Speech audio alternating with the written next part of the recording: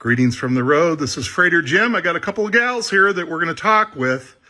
We're in the garage that was newly built to house a 68 Camaro, one family owned RS 327. Miss Stephanie's father bought it new, talked his young bride into buying it when their car crapped out on the way from Kansas to Virginia for his new job as a nuclear engineer when many years ago. And this car's been camping. It's even had a canoe on top.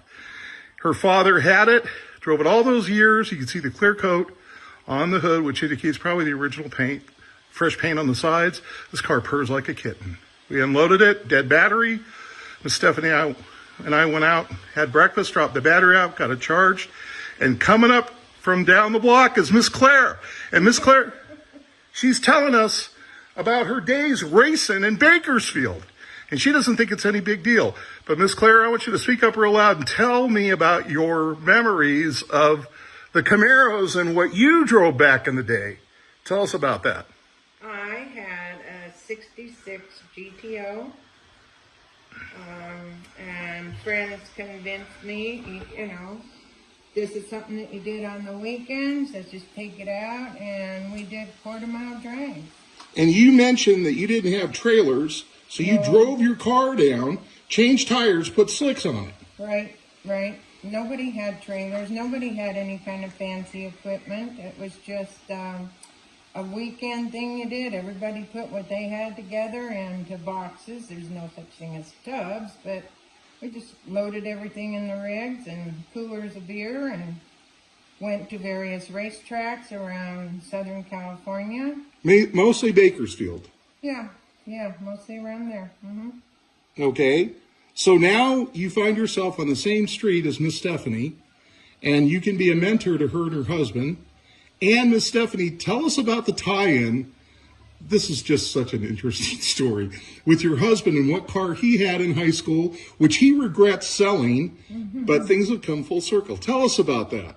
So my husband grew up in Southern California, and I think it was a 69 Camaro that he had, that he bought himself and he restored when he was in high school.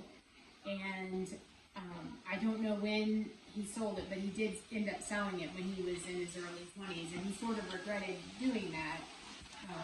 So he is going to be taking on this project, which is, anyway, this is going to be a new project for him and our son.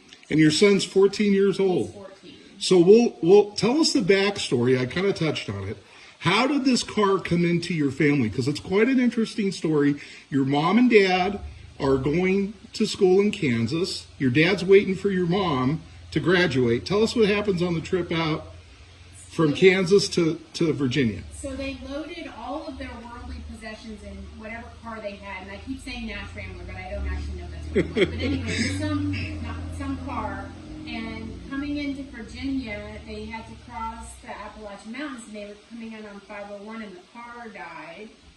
And my dad, they went to the Chevy dealer because they needed a new car at that point, and they were brand new out of school and didn't have a lot of money, so they had to finance. And the car dealer asked my father where he worked, and he told him the name of the engineering firm that he was working at. And so the guy said, all right, then I'll finance this car for you. So my parents financed the car, and it was their only car for probably about 8 or so years. They just were a one-car family until later when the kids came along, and then we added a station wagon. So for pretty much my whole childhood, we had a Camaro and a station wagon. But you had the Volkswagen too. Well, yeah, they had the Volkswagen. We don't speak of the Volkswagen because it didn't prove to be dependable. Yes, it was so okay. we just forget about the Volkswagen. So I was around when they had the Volkswagen, but I have no memories of it because they got rid of it. But we did end up with a pop-up Coleman trail camper. That's what's. Oh, I didn't realize that. So your dad at one point, you guys would go on camping trips. When your brother came along.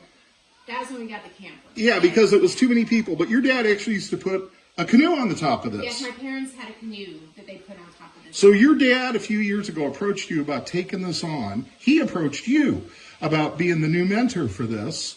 And you guys I'm going to pan up here. They did a wonderful job on this garage. Your husband did. It took them a long time to do it, but they specifically built out this garage so they could house the Camaro and they can work on it. And now folks, and this is why this is my greatest car story. I've been hauling since 2006. When you consider the car, when you consider it's a muscle car, when you consider it came across the country from Virginia to Idaho, when you consider it's a father having to take his daughter, convince her to take on the car, and the fact that it's a daughter, okay, and the fact that it's a muscle car being used as a camping vehicle, a family vehicle, this just doesn't make any sense. And you've got someone reunited with their high school car, and it turns out to be just a wonderful woman. This is my favorite transport I've ever done for those various reasons. I just love this opportunity. This is a great family, and now they have a 14-year-old son. So all three of them are going to be working on this car. It runs and drives now, but they're going to work on it to bring it back to even better running condition. They're going to enjoy it. And this isn't going to be a trailer queen. This is going to be something that the family's going to have fun. And then down the road, Miss Claire probably will drive it. So you got Farmer John, an actual farmer that lives a couple of houses away. Farmer Tim. Farmer Tim has an old International Scout. He's an actual farmer. You got the guy across the street. What's his name that I met? Alan. And So George, you met George. So again. Did he meet Mike that has the Corvette? No. Mike that has, well, we won't. Corvettes are like, Is Mike a nice guy? Yeah. Despite owning a Corvette? Because they tend to be kind of peculiar. Anyway. Nice cars on this block, huh? Boy, I'll tell you, folks, this is my favorite haul since I've been hauling. I have to sign off. I'm here in Moscow, Idaho. This is great. This is great. This is an example of a car that's always been much more than a car, and now it gets another life with another family, another generation. I love stories like this. Okay, I'm signing off. Remember, drive safe, arrive alive. This is Freighter Jim in Moscow, Idaho. Camaro in rural Virginia. It's going to Idaho. And Miss Stephanie had this in high school. Actually, her dad bought it new. And he used to drive it to work. And he was a nuclear engineer, I think. It's just a one family owned car. And her brother here is going to bring it around to the back of the trailer. But it's running right now. It actually doesn't sound too bad. But they're going to restore it. And I suggested to her that she just sit with the car, find out exactly what they want to do. Because, man, this is a nice looking Camaro. You don't see too many survivors like this.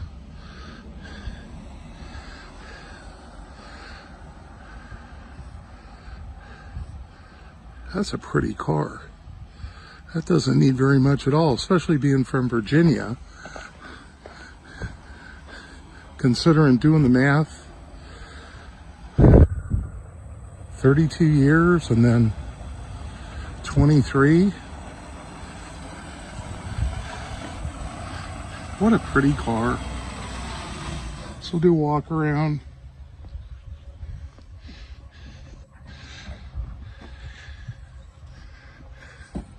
See a little bit of rust bubbles there.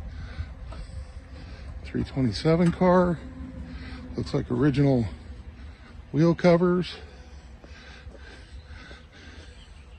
Doesn't look too bad. It's not really rusted around the window trim. Yeah, heck, all of this is pretty doable. I mean, the rockers don't look rusted out. It actually looks pretty good. Don't you think? Ah. What a pretty car. Okay, I'm going to load it up. We're going to go to Idaho. Everybody out there, drive safe, arrive alive. Freighter Jim signing off.